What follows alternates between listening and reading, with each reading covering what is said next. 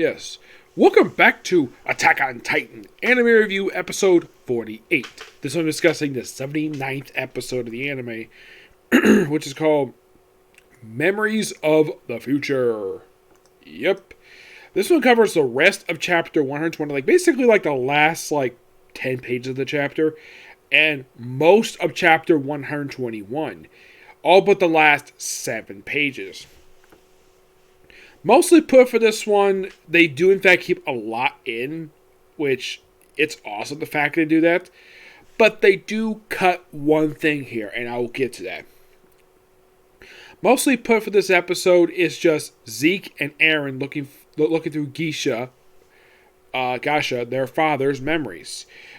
Basically, first thing we see is Eren with his baby, and then when he's just crawling, and then when he's walking, we see various things going on with him. We even see briefly Hines. First time seeing him since season 2. Now, I'm sure it's Salt. Not Salt. I think David Wade was the one who voiced him in the anime for an English dub. I'm sure he probably would love to reprise his role, but it's a quick cameo, and he doesn't have no lines. And you're probably thinking, wait, did the anime cut his lines? No, he had no lines in the manga, so I'm not going to basically say that Mappa screwed up that portion of the episode. Seeing Hines was fantastic. The way he was presented in the episode was that he was a drunk, despite being a pretty decent person. Which, that part about him was completely true in the manga, so at least the anime got that part right. Then, of course, we have the very interesting little thing here.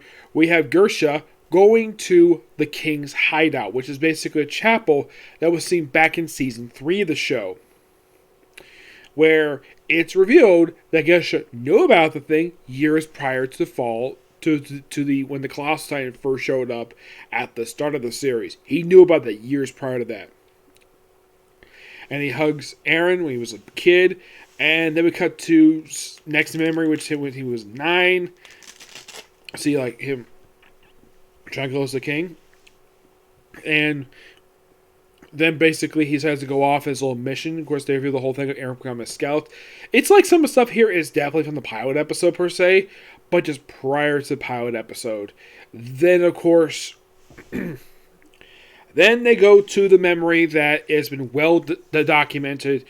An event that was documented back in the previous season of the show, season 3, when Gersha transformed into his Attack Titan mode and massacred the royal family, with the exception of the king, Ross himself. Yes, as for why he was the only one who spared, completely unknown exactly why the heck he was the only one spared. Now, you're probably thinking, where? Now, here's the thing. Historia, a.k.a. Crystal Lens, she was not here at this massacre. She was basically off with her mother, who, by the way, didn't give a damn about her, because basically, the thing was, Historia's mom was the king's mistress, which is common basically even in real life, like centuries ago. Sometimes kings have mistresses, and they would have all these illegitimate children and no legitimate children. In the case of the King of the Walls, he actually did have legitimate children, and his daughter was the host of the Founding Titan. And then now, there is some minor changes here. For instance, they mentioned about a certain ability that the Attack Titan has, which adds the ability to see the future. Which, the thing is, the anime cut that it was cut from the anime. I'm not really sure why. The episode is called Memories of the Future, and yet there's no mention in this episode. I'm like, what? Why the heck would they cut that line for? And of course, Frida is wondering, what is his trait? And Gersha doesn't say. And apparently it's implied by this flashback, and the manga basically said this too, where future Eren, encouraged Gersha to go through with this massacre, killing all these kids, and eating Frida. Yes, and then of course, he goes out of the chapel. This is probably just before he had Eren eat him. Now, I should point out, though, his Attack Titan mode looks completely different from Aaron Krager's mode. Aaron Krager's mode, when you see him in his flashback in the previous season of the show, that's the same look that Aaron had with the slim down look. Gersha's was his big caveman look. I'm not really sure why. I guess the writer of the series probably wanted his Attack Titan look different, despite like he was the host Attack Titan.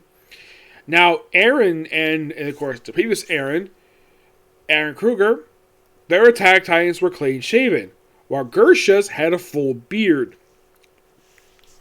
Now, as far as I can tell, I'm not really sure exactly what was the reason for this, but anyone can theorize that the writer wanted to do something different. Okay, moving on from that. So, now a couple times, first time he actually sees Zeke as he currently is.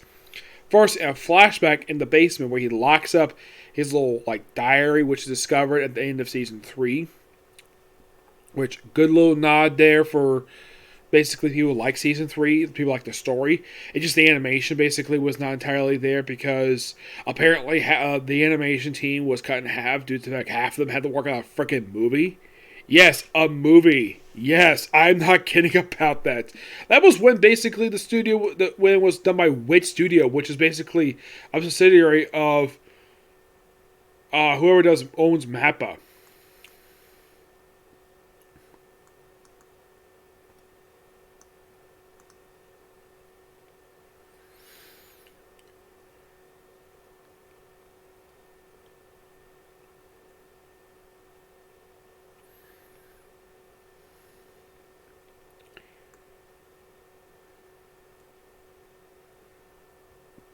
Yeah.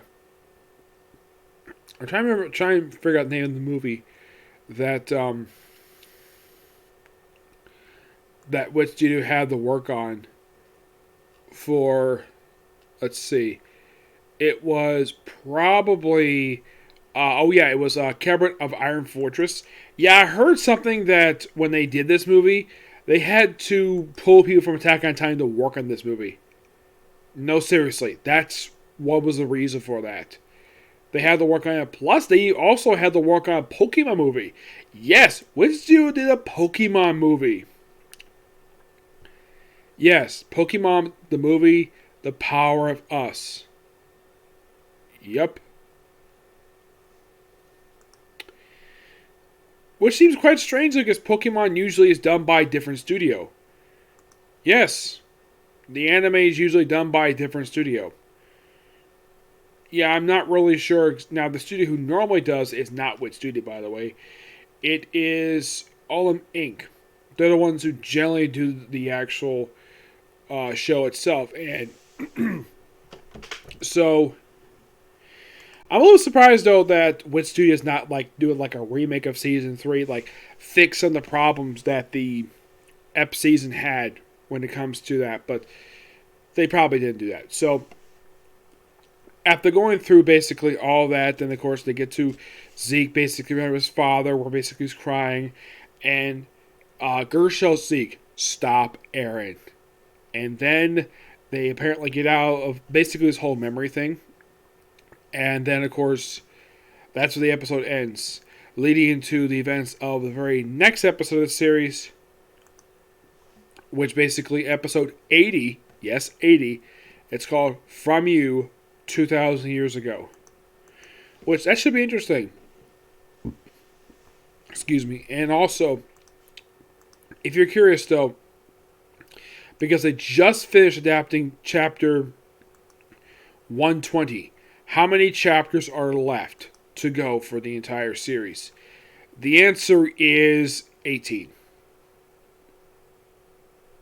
You could say most 17 chapters because they went through most of chapter 121. Yes.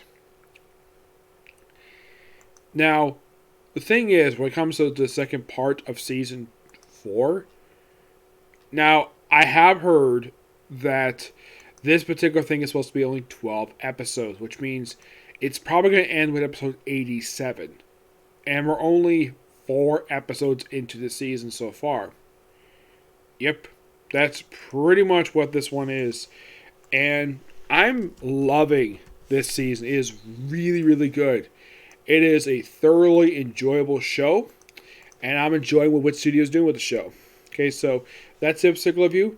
Now, I'm going to definitely, as soon as I put the video up, I'm going to go watch the final episode I'm going to do right now for Jujutsu Kaisen. Okay, next video. Bye.